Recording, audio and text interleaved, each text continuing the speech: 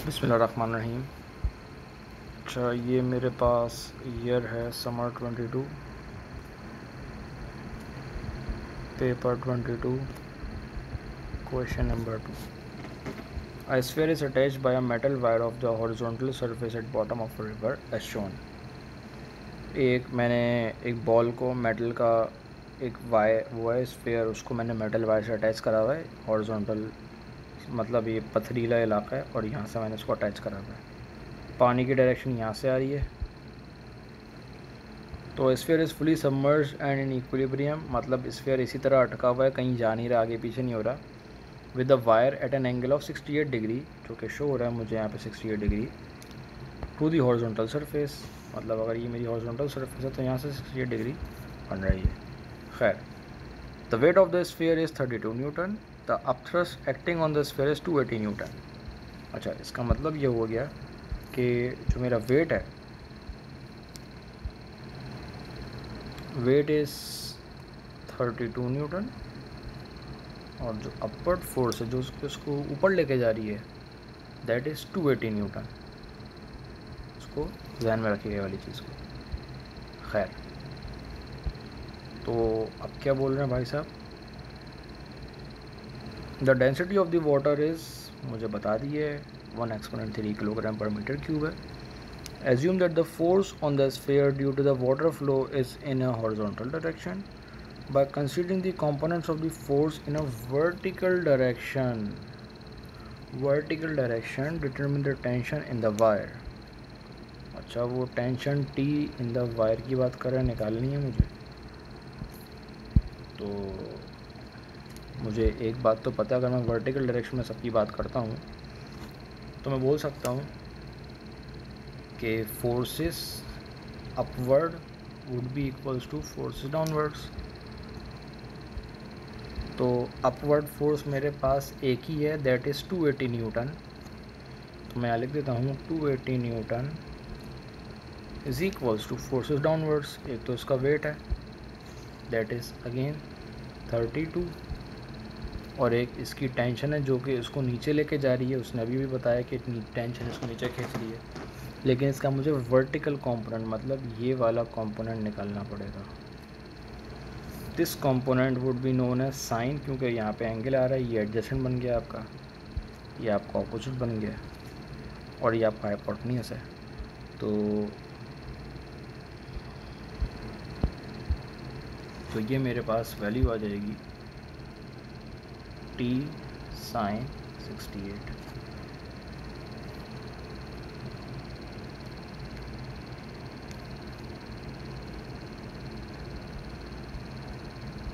अब इसको मैं सिंप्लीफाई कर लूँ तो ये कुछ इस तरह से बन जाएगा 280 minus 32 divide by sine 68। Make sure calculator is in degree mode.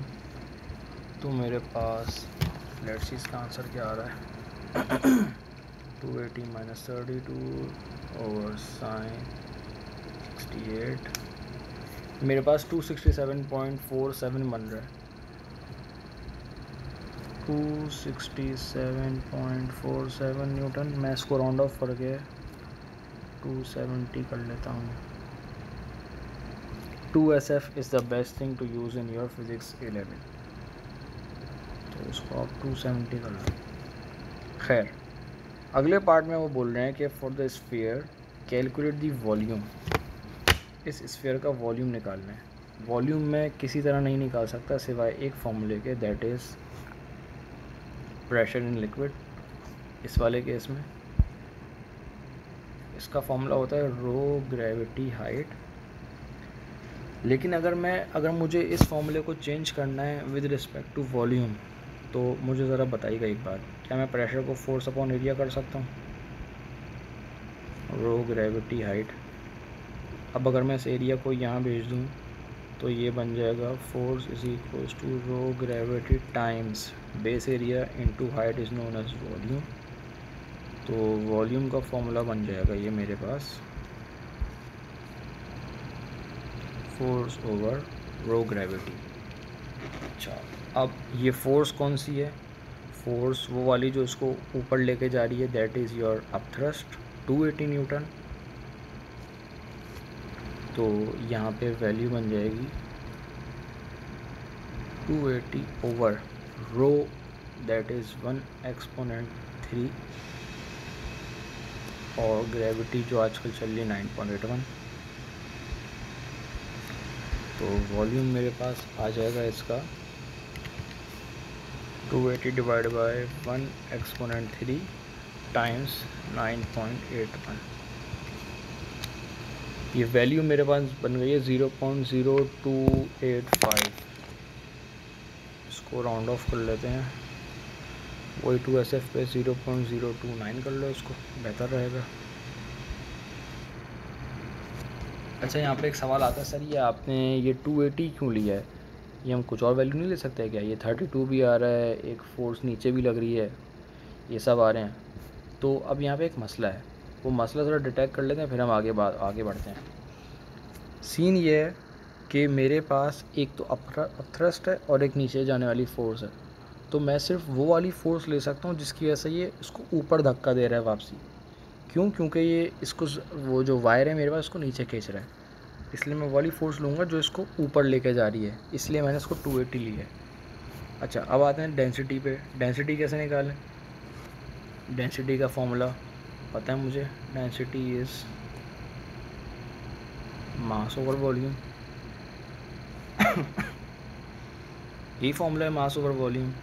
लेकिन मास तो मुझे पता ही नहीं है। मास मुझे पता है, मास है इसका,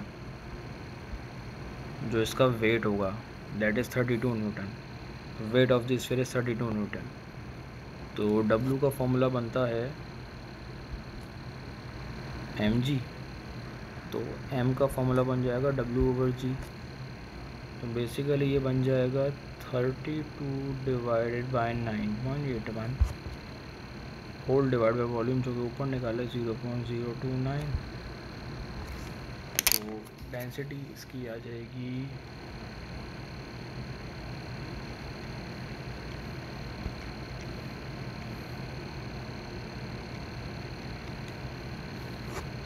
मेरे पास इसकी डेंसिटी 114.28 आ रही है, 114.28 आ रही है। इसको मैं राउंड ऑफ कर देता हूँ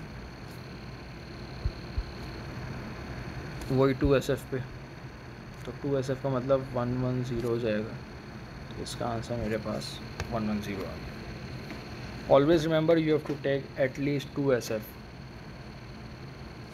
अगले सवाल पर आते हैं। The center of the sphere is initially at a height of 6.2 meters। मतलब इन भाई साहब ने ये वाली आपको हाइट बता दी है, यहाँ से यहाँ तक ये इसकी हाइट 6.2 मीटर्स थी।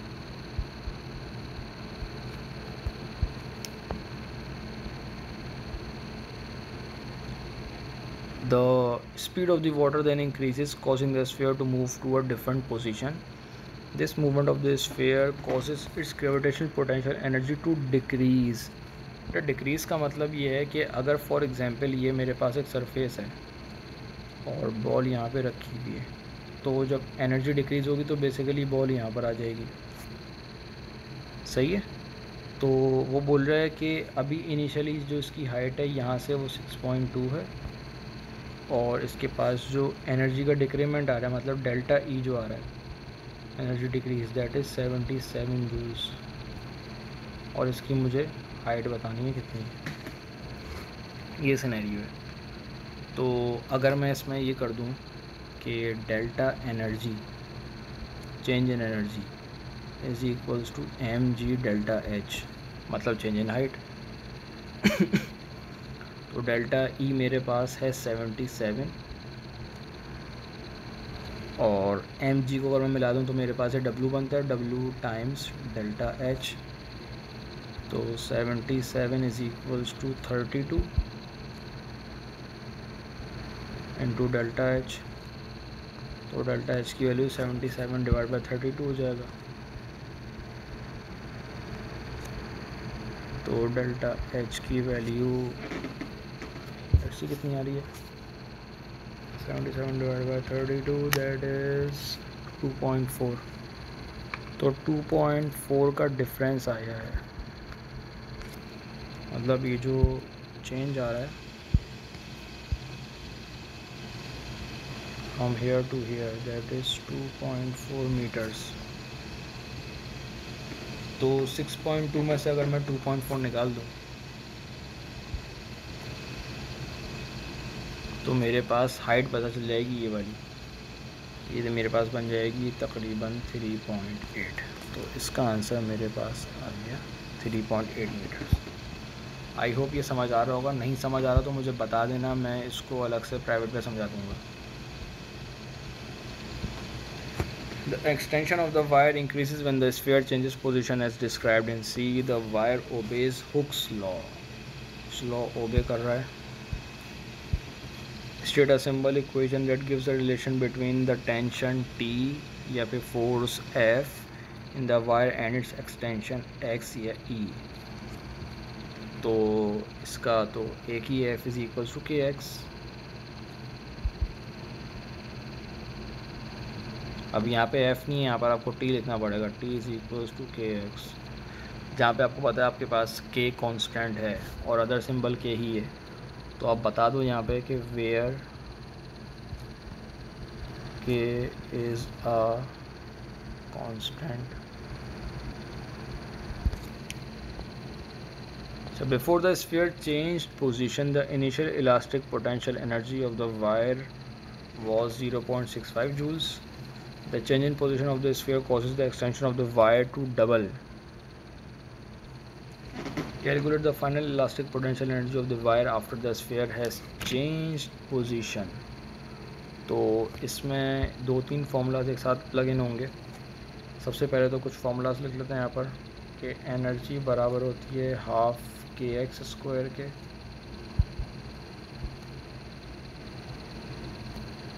एक फार्मूला, दूसरा फार्मूला है energy is equals to half FX और एक है F is equals to KX। हम ये दो यूज़ करके पूरी वैल्यूज़ निकाल सकते हैं। भाई देखो, मुझे तो पता है ना कि मेरे पास एनर्जी कितनी है, मुझे भी पता है मेरे पास फोर्स कितनी लग रही है, तो मेरे पास x की वैल्यू आ जाएगी। आओ चेक करें ज़रा कि एनर्जी तो 0.65 लग रही है times 2 over force that is 270, जो कि मैंने ऊपर निकाली थी। टेंशन जो थी मेरे पास कहाँ गई, ये वाली, ये टेंशन से नीचे खींच रही है इसको, क्योंकि अब मेरे पास बॉल की अपनी बात हो रही है तो इसलिए मैंने 270 लिया है नीचे जाने वाली force is equals to x। तो x की वैल्यू देखते हैं कितनी बन रही है, 0.65 टाइम्स 2 और इसको आप डिवाइड कर दो 270 से, तो मेरे पास ये बन रही है 4.8 एक्सपोनेंट नेगेटिव 3। तो 4.8 एक्सपोनेंट नेगेटिव 3 मीटर्स ये एक्सटेंशन आई है मेरे पास। सही है, तो अब F is equals to KX में प्लग कर देते हैं इसको, तो मेरे पास K की वैल्यू भी आ जाएगी। K is equals to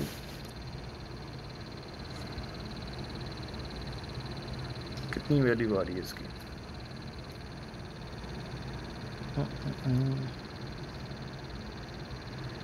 F over X। तो K की वैल्यू मेरे पास कितनी आ रही है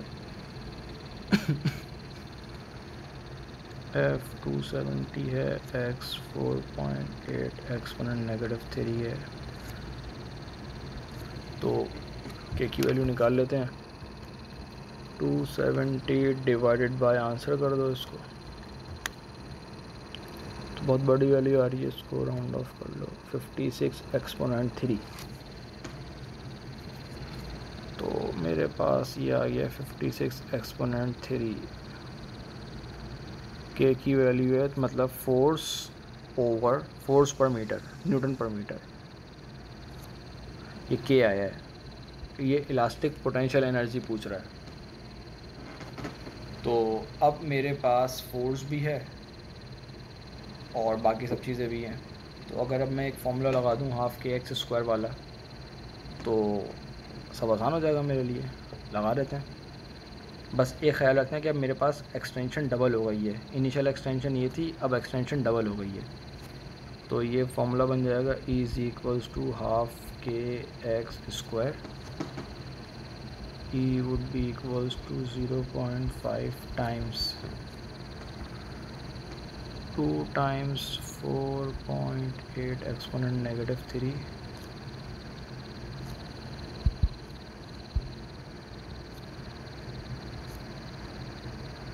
का स्क्वायर आएगा obviously times 56 exponent 3 x square है ना इसलिए.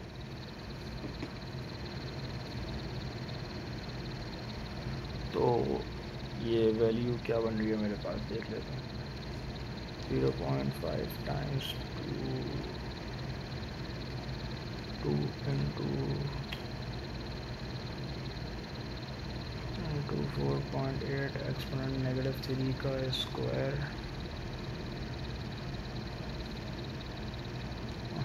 0.5 into 2 into 4.8 एक्सपोनेंट नेगेटिव 3 का स्क्वायर टाइम्स 56 एक्सपोनेंट 3. ये मेरे पास आ रहा है 2.58 जूल्स.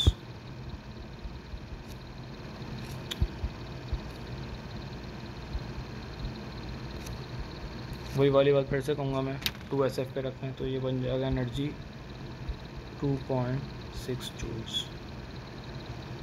ये आपकी आ गई है फाइनल इलास्टिक पोटेंशियल एनर्जी. ये इसका आंसर हो जाएगा. Thank you.